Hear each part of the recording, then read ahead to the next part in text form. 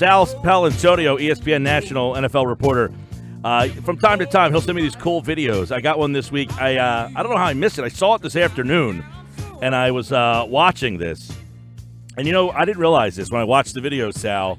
9 months ago, the Eagles won the Super Bowl. 9 months ago. But you did a great story on why that is pretty interesting to a lot of people around the Delaware Valley right now. This 9-month period has a whole lot of new Delaware Valleyers. All the way from Harrisburg to Hamilton, from Atlantic City to Allentown, from Drexel Hill to Cherry Hill, Mike Gill, hospitals are filled with Super Bowl babies. 9 months later, and everybody's using Nick, Nicole, Carson, Foles as the middle name, Wentz as the middle name. My favorite one, though, Mike Gill, is, Nick Foles. He went to the sideline, and he said to Doug Peterson, "You want to run Philly, Philly?" Remember that, right? Yep. He said that. Well, Nick Foles' daughter is named Lily, and one Delaware Valley couple named their daughter Lily. That's great. I like the guy who decided because the baby was born on like a Wednesday instead of a Friday, he changed the middle name. It was going to be Carson. And instead, he decided to go with another name. I mean, is that running on Countdown this week? It's such a beautiful story, isn't it?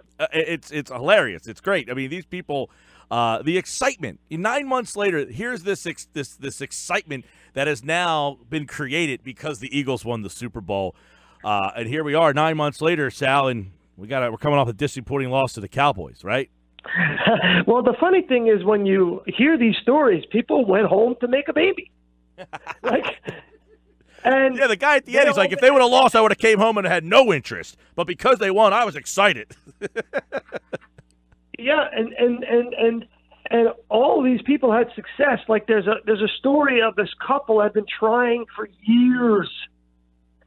And oh yeah, they said for 2 years they were trying.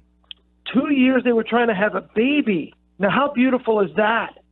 The Eagles championship, the Super Bowl championship, contributed to their fertility to the point where it was, okay, we're good. Here we go. I love the video, too. Whoever put the B-roll in there was fantastic with the eruption of the waterfalls. I mean, it was hilarious. It was really well done. It wasn't a waterfall. It was a geyser from Yellowstone Park. That's right. And here's the two women who did a lot of the interviews and produced and edited the piece are Jenna Contreras and Tori Roy of ESPN. They're two fabulous featured producers, and I've worked with them many times before, but this time they went over and above beyond the call of duty. It is. It's really well done. I am glad you sent that to me early. I was sitting at my desk today, and I said, you know what?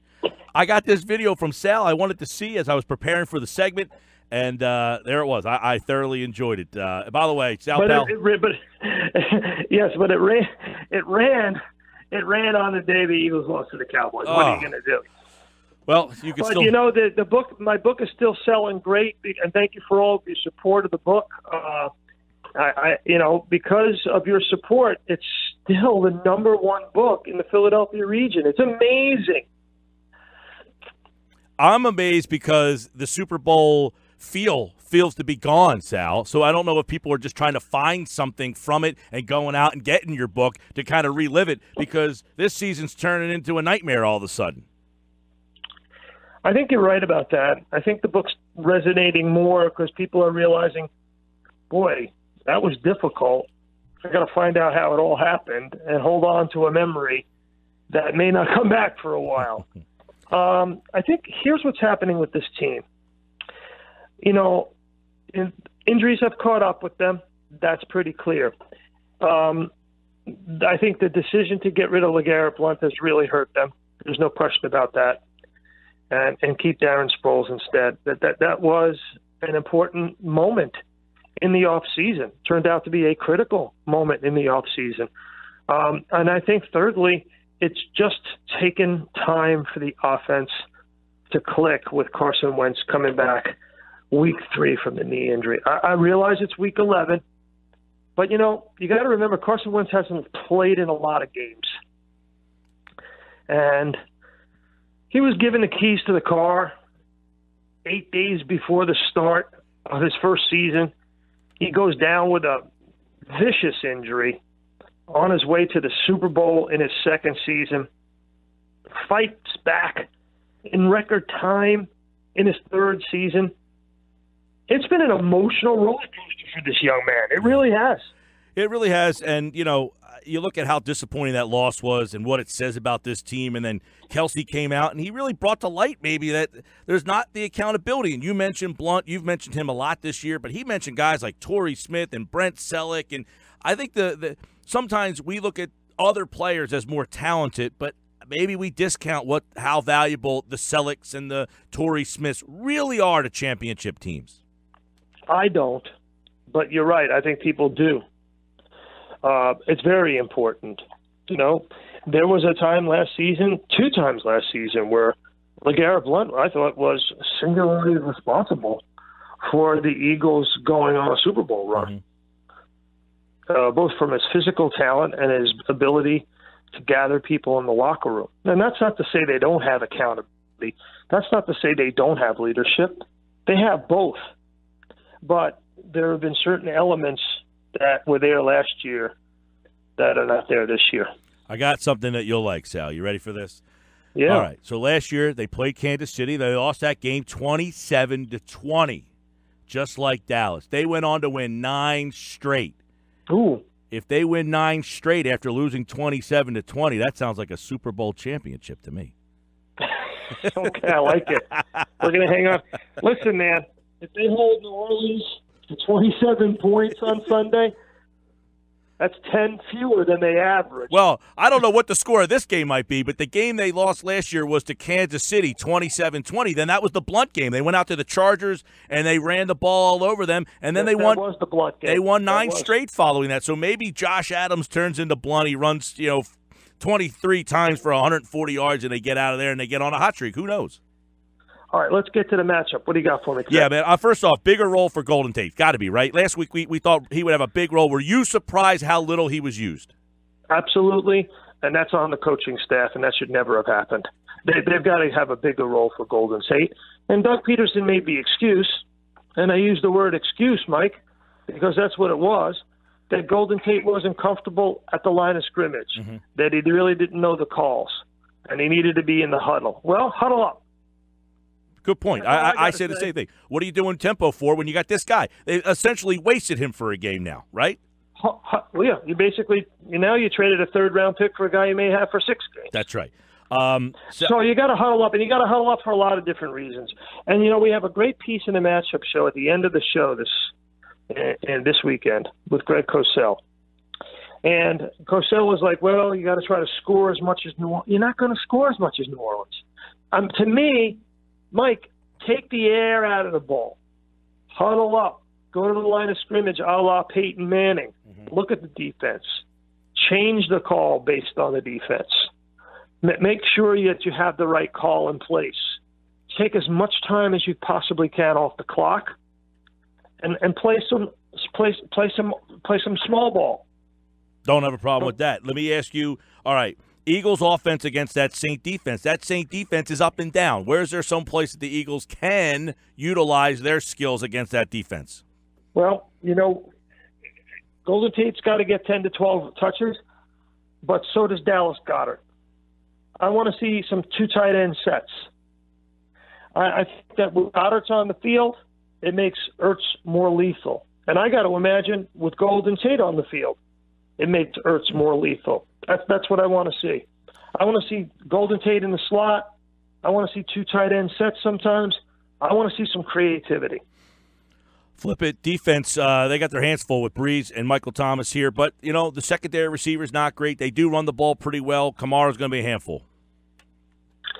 He is, and this is a big game from Nigel Bradham. I went back and I looked at the Eagles linebackers in the game against Elliott because, Zeke Elliott just rolled on them. And they were over-pursuing. They were in the wrong spot at the wrong time.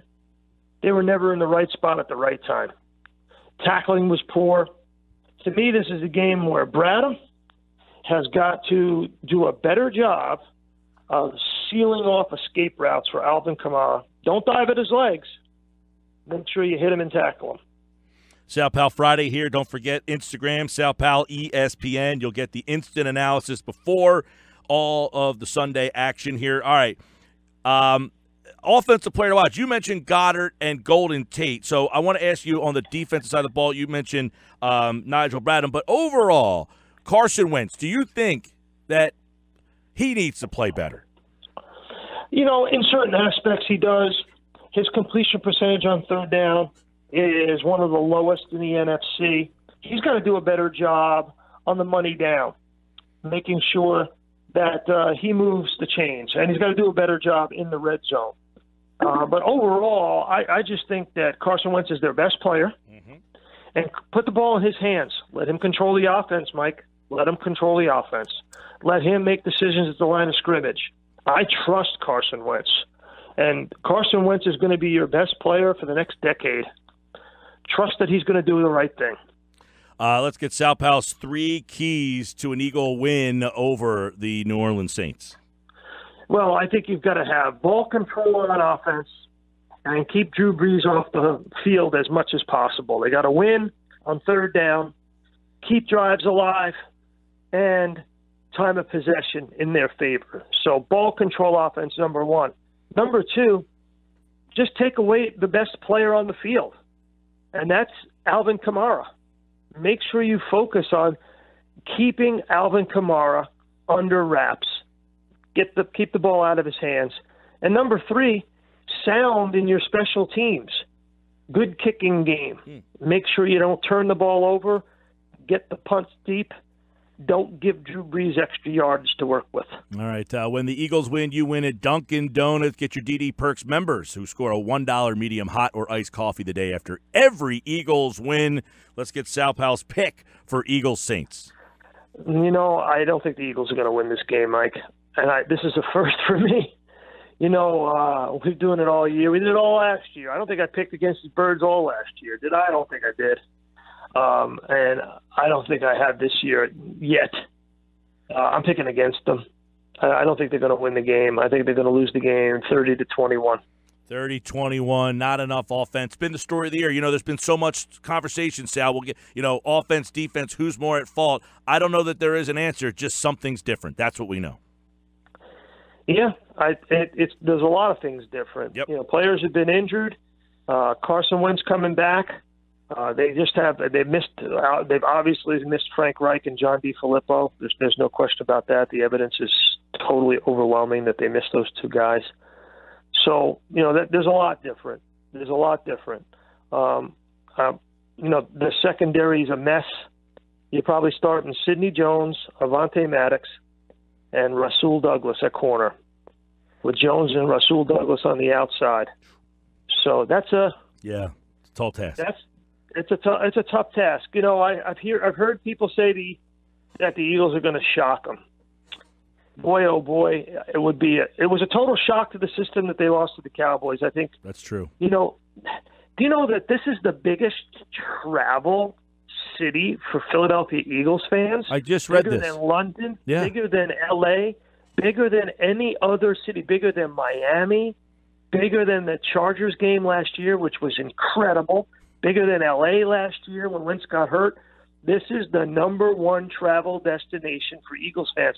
There's like 6 or 7 travel companies that have booked Eagles fans to go down to the Superdome, and apparently tickets have been easy to get. Yeah, well, we'll see. I told you the parallels. We'll see if we can get those parallels to that Charger game, get on a 9-game streak. And, oh, man, would that be amazing. More babies, more books. Oh, and by the way, it's a win-win for Sal Pal and Mike Gill. You know why? Tell me. Because I was chosen as the second sideline reporter for Monday Night Football. Oh. And I've had my flights booked like everybody else from ESPN for Mexico City. Oh. For Estadio Azteca. and I did a quick Google search, and there are no Dunkin' Donuts down there, amigo. But now I am going down to L.A. I'm going to L.A., and we know from last year's experience. That's right. There's plenty of D&D, so I am going to be all set. That's good. Well, your colleague, Diana Rossini, is going to be following you in about an hour here. I got to tell her where to go for Dunkin' Donuts for her trip in Philly. She's doing the sideline for radio in Philly this week. Actually, in New Orleans. I mean, in New Orleans. Yeah, that's what I meant. Yes, I mean, and I'm not sure. I've never been to a Dunkin' Donuts in New Orleans, but I got to imagine there must be one down there for sure. Got to be. We'll look for her.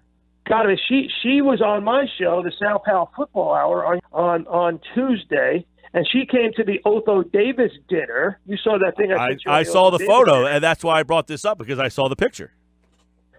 So Diana Rossini did her thing. She came, and this is what I love about her. Young person, just figuring things out at ESPN, works her tail off, does a great job of making sure she visits Philadelphia during the week, even though she doesn't have any specific TV duties, shows her face in the locker room, gets notes from players.